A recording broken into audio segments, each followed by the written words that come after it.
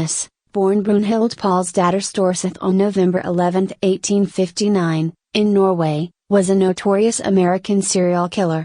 She is believed to have murdered at least 14 individuals, including her husbands, children, and suitors, on her farm in Lockport, Indiana, from the 1880s to 1908s. Gunnes is suspected of committing these murders for financial gain, collecting life insurance payouts and assets from her victims. Early life and migration. Birth and early years. Born in Selbu, Norway, Gunnes immigrated to the United States in 1881, settling in Chicago. First marriage, she married Mads Sorensen in 1884. The couple had 4 children, 2 of whom died in infancy. Sorensen died in 1900, allegedly on the only day 2 of his life insurance policies overlapped. Life in Lockport. Moved to Indiana. After her husband's death, Gunnes moved to Lockport, Indiana, where she bought a farm.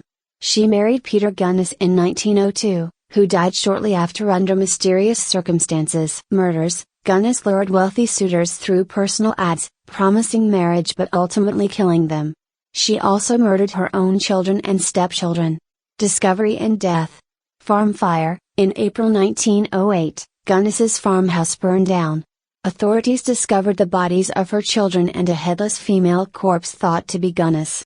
Further excavation revealed the remains of numerous victims. Mystery and Escape. While the headless corpse was initially identified as Gunness, many believed she faked her death to escape justice. Her fate remains unknown, making her one of America's most enigmatic criminals. Conclusion. Belle Gunness's story continues to fascinate true crime enthusiasts. Her cunning and brutality, combined with the mystery surrounding her death, have cemented her place in the annals of criminal history.